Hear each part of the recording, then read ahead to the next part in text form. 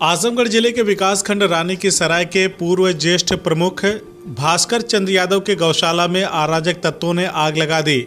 आग बुझाने के प्रयास में पूर्व ज्येष्ठ प्रमुख के सगे भाई बुरी तरह से झुलस गए तथा एक गाय भी जल गई।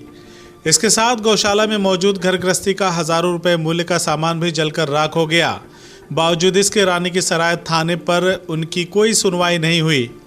गंभीर रूप से झुलसे पूर्व ज्येष्ठ प्रमुख के भाई जयचंद यादव की अविवाहित सिपाही बेटी भी अपने परिवार के साथ हुए इस हादसे के बाबत थाने पर मिली और विभागीय वास्ता देते हुए न्याय की गुहार लगाई, मगर उसे भी आश्वासनों की घुट्टी पिलाकर लौटा दिया गया।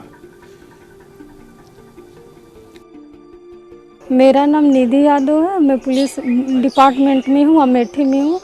मेरे घर पे ही ऐसे ही आग लगाया गया है। मेरे पिता भी जल गए, माता कुछ हल्का जली है, मेरी गाय जल गई है, मेरी मंडई ही जल गई है और लकड़ियाँ कंडी सब थी जल गई है। कुछ नहीं, चुनावी रंजिश था सब लेके। मैं वहाँ पे थाना रानी की सराय पे गई थी। कोई अभी तक मैं अपना सारा परिचय दी, अभी तक कोई कार्रवाई नहीं की गई। मुझे न्याय मिलना चाहिए। डीआईजी आवास के बगल में 15 मीटर दूरी पे हूँ, अभी कुछ भी कोई कार्रवाई नहीं की गई है। ऐसी स्थिति में गुरुवार को पूर्व ज्येष्ठ प्रमुख ने पुलिस कप्तान कार्यालय जाकर प्रार्थना पत्र दिया और न्याय की गुहार लगाई। पुलिस कप्तान को दिए गए प्रार्थना पत्र में रानी की सराय थाना क्षेत्र के कोटवा गांव निवासी पूर्व ज्येष्ठ प्रमुख भास्कर चंद यादव ने कहा कि बीते 5 मई की रात 12 बजे के करीब कुछ अराजक तत्वों ने उनके गौशाला में आग लगा दिया। आग को बुझाने के प्रयास में उनके सगे भाई जयचंद यादव पुत्र शिव शंकर यादव बुरी तरह से झुलस गए। आग लगने से एक गाय भी जल गई। इसके साथ ही गौशाला में मौजूद हजारों रुपए मूल्य के घर गृहस्थी के सामान भी जलकर राख हो गए। उनका कहना है कि प्रधानी के चुनाव की रंजिश में इस घटना को अंजाम दिया गया। इस आशंका का कारण ये है कि उनके विपक्षी ने चुनाव से पहले समझ लेने की धमकी दी थी और घटना वाली रात उसने कुछ अराजक तत्वों को दावत भी दिया था। उन्होंने ये भी कहा कि थाने पर उनकी कोई सुनवाई नहीं हुई। पूर्व ज्येष्ठ प्रमुख का कहना है कि आग से झुलसे उनके भाई जयचंद यादव की अविवाहित बेटी अमेठी में सिपाही है। अपने पिता के झुलसने की खबर पाकर वह घर आई और न्याय के लिए रानी की सराय थाने पर जाकर मिली तथा विभागीय वास्ता भी दिया। इसके बाद भी न्याय नहीं मिल सका।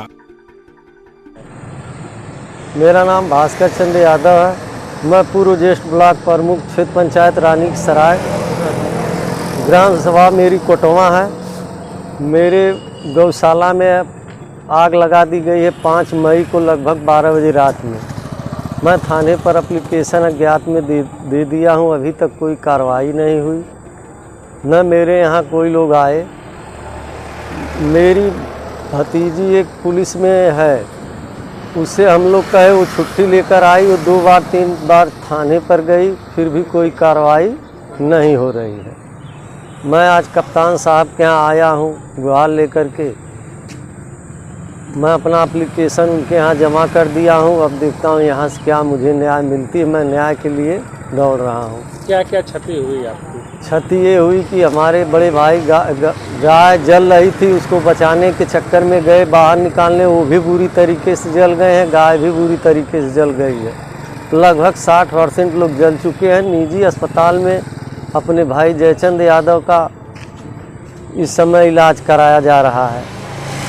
क्या स्थिति है? स्थिति अब तो सही है, लेकिन अभी उनके पूरी बदन में छाला बहुत बड़े बड़े पड़ चुके हैं। ऐसा क्यों हुआ? किसके द्वारा हुआ? क्या कारण? मैं प्रधानी का चुनाव लड़ा था, चुनावी रंजिश लेकर के लोग मेरे गौशाला में आग लगा दिए। तो आपने प्रार्थना पत्र नामजद दिया है कि क्या? मैं अज्ञात में दिया हूँ। तो आपका कहना पुलिस जांच नहीं कर रही है?